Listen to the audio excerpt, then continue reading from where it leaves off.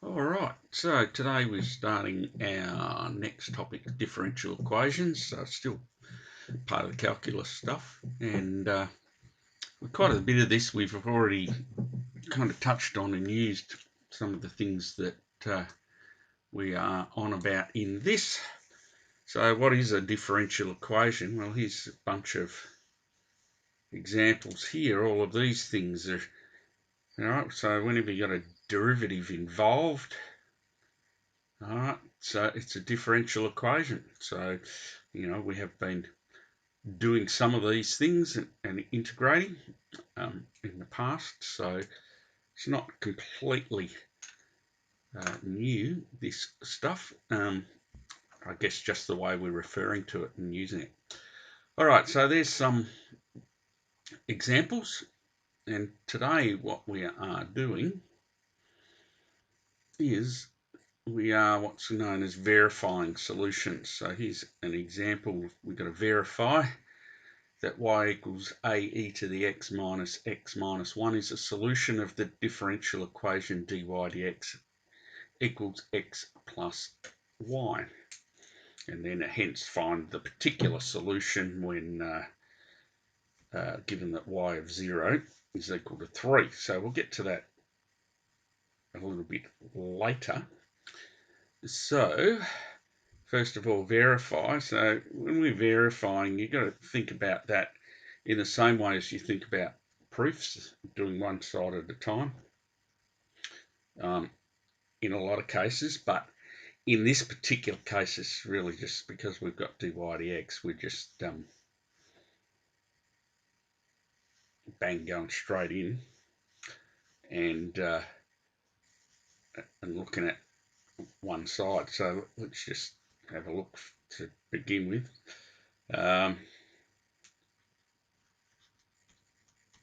So yeah, kind of actually what I just waffled on with there. It's probably technically not the best way to do it. So if we want to verify so that dy dx is equal to x plus y, first of all we'll look at what y is, and y is a e to the x minus 1, and we'll differentiate that.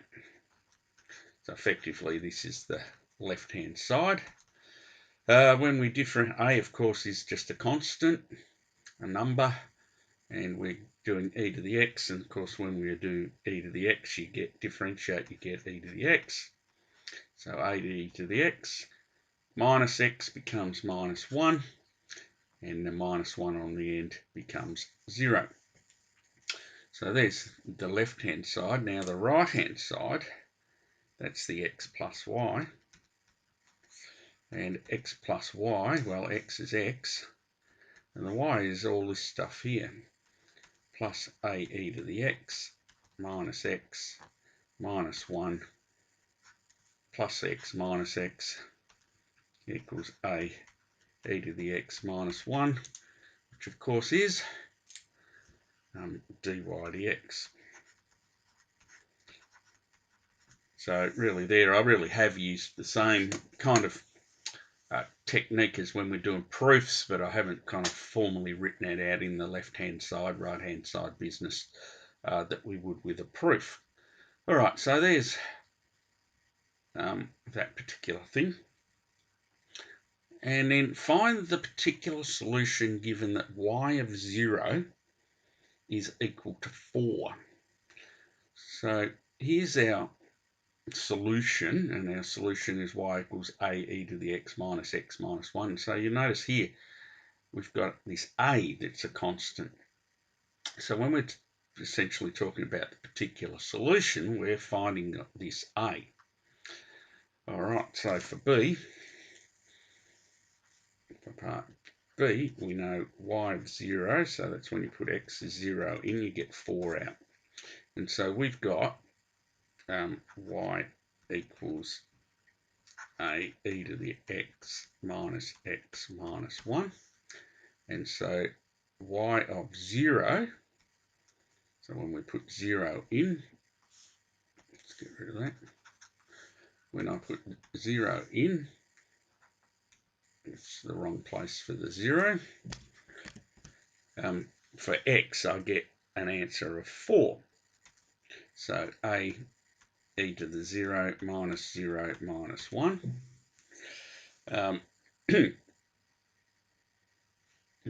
And so then if I then have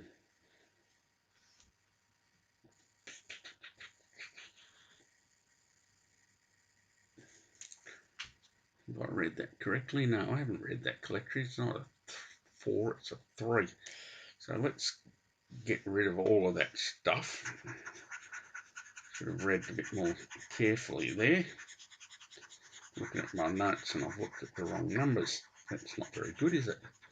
All right, so let's go back to that. That should be 3. So when I put, so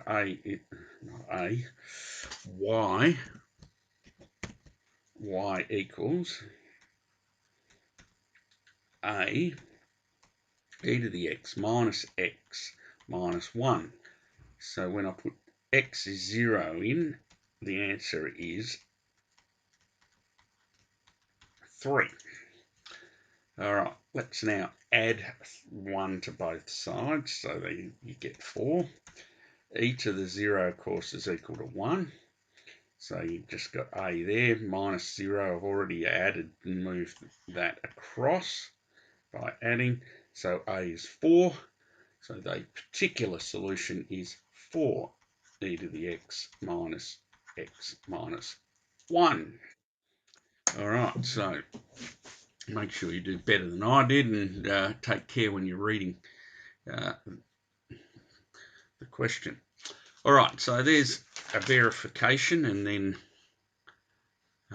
finding a particular solution, because we have this variable a in there, or this constant a, and it's 4 for this situation. All right, so here's another one. So here we've got some first derivatives, as it's called, dy dx, second derivatives, d2y dx squared, and here's our function.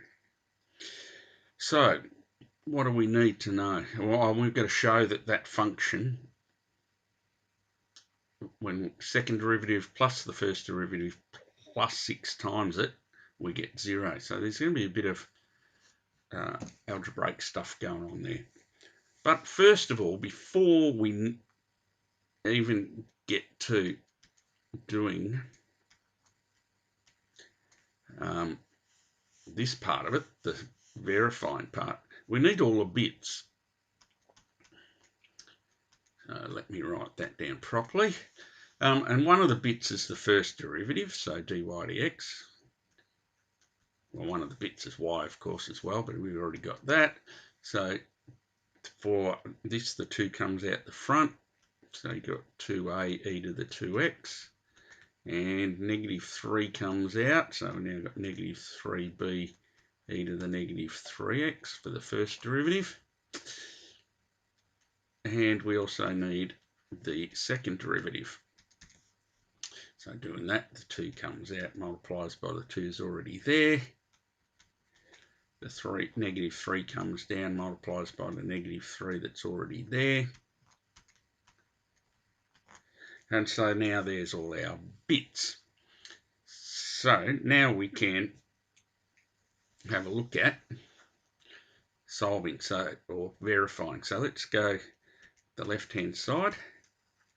And so the left-hand side is d2y dx squared plus dy dx minus 6 lots of y. Righto, so I'm just going to spread out a bit over here. So that's the left-hand side equals, the second derivative is 4a e to the 2x plus 9b e to the minus 3x plus the first derivative, and the first derivative is this one here, which is 2a e to the 2x minus 3b e to the minus 3x, excuse me, minus 6 lots of y. Now y is ae to the 2x plus be to the minus 3x. Close that down. All right, let's collect our like terms. Now, our like terms are the e's. So we've got e's to the 2x's. We've got 4 of them there, plus 2 of them there, which is 6 of them. 6a to the 2x's. And we've got, for the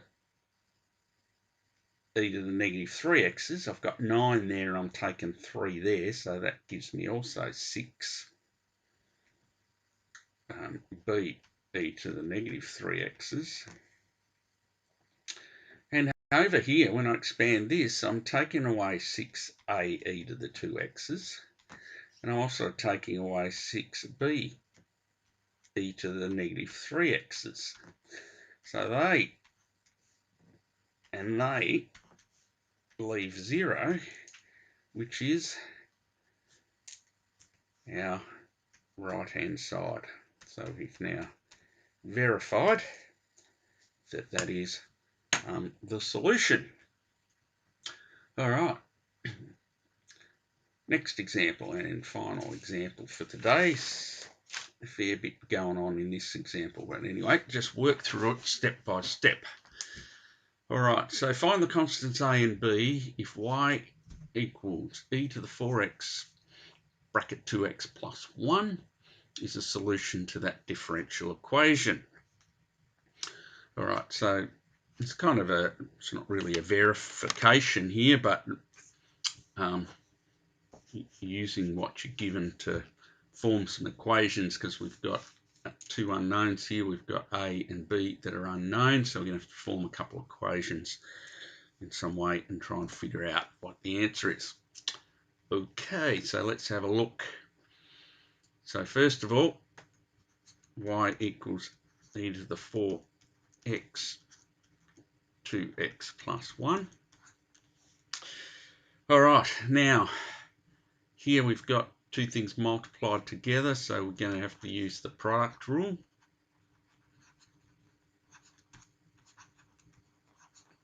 And because it's one I've prepared earlier, dy dx would be 4 e to the 4x times 2x plus 1, so the derivative of this times this, plus 2, which is the derivative of this, times the e to the 4x. All right, and I'll just leave that like that for the moment. And the second derivative, when we go about doing that, and we need to use product rule again here on this one, and this one here, we just, second term, we just differentiate. So when I do that, prepared one earlier, 16 e to the 4x times 2x plus 1 plus 8 e to the 4x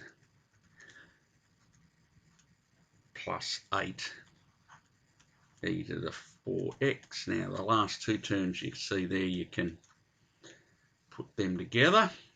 So these first two terms are when we apply the product rule to that. This last term is just straight differentiation. So we can go 16 e to the 4x 2x plus 1 plus 16 e to the 4x. All right, so now we've got all our bits. Now we can put things together, because we're told that y equals e to the 4x 2x plus 1 is a solution to this thing here. So the second derivative,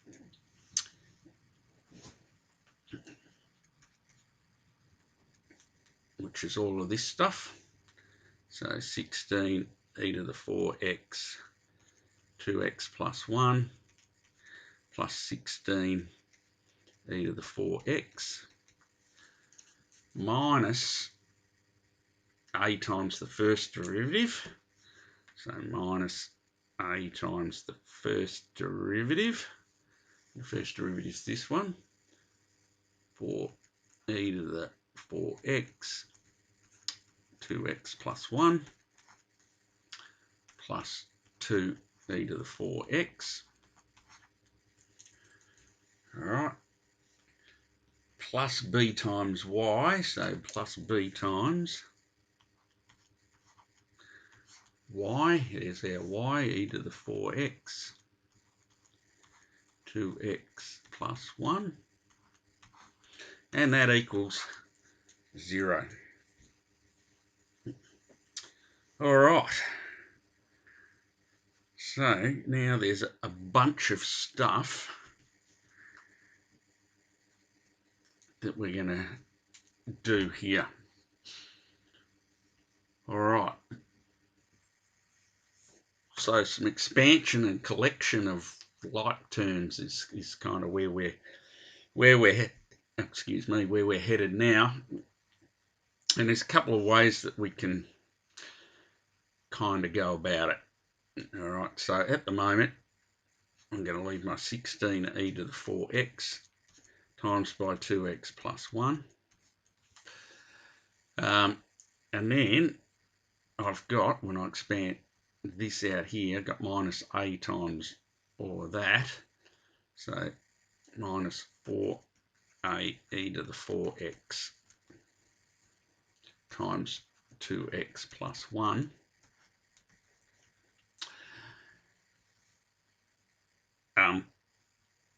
I'll get back to this later, because now here I've got plus b times e to the 4x times 2x plus 1. And I've also got plus 16 lots of e to the 4x minus a times 2, so that's minus 2a e to the 4x, and that equals 2, 0. All right. So what have we got going on here? We've got a fair bit of stuff going on here, haven't we?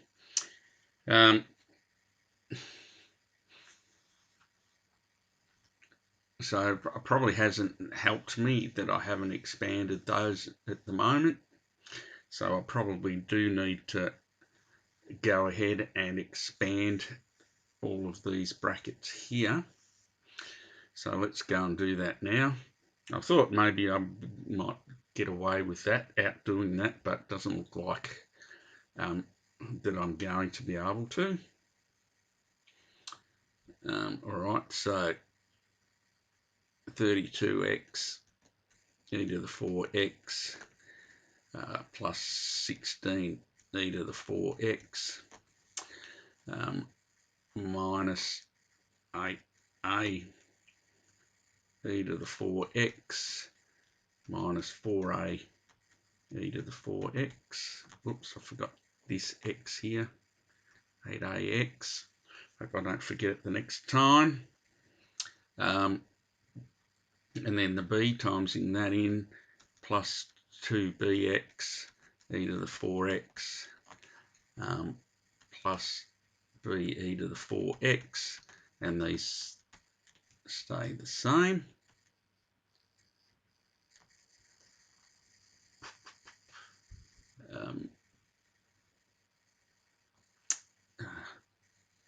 Minus 2a e to the 4x equals 0. All right. Now, notice there we've got e to the 4x as a common factor, so let's get rid of that. Let's get that out. Then I've got 32x, 16. Here I've got minus 8ax. Here I've got minus 4a plus 2bx plus b plus 16 minus 2a equals 0. All right, now I've got these numbers I can put together. I've got these two things I can put together.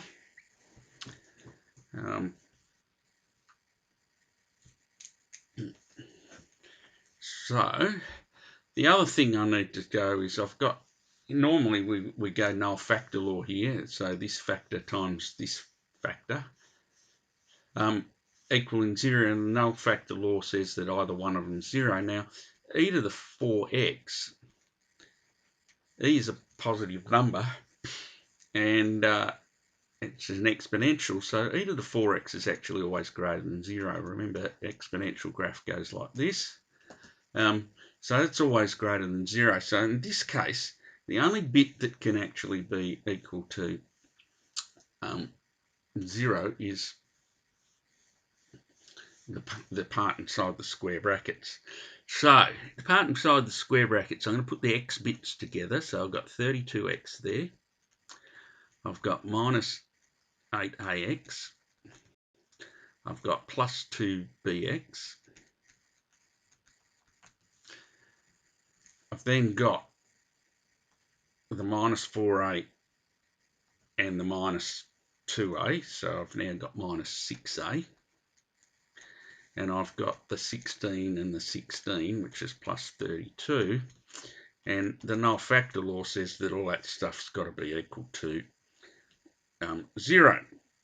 So if I now take x out as a common factor there, then what I have is 32 minus 8a plus 2b minus 6b plus 32 equals to 0.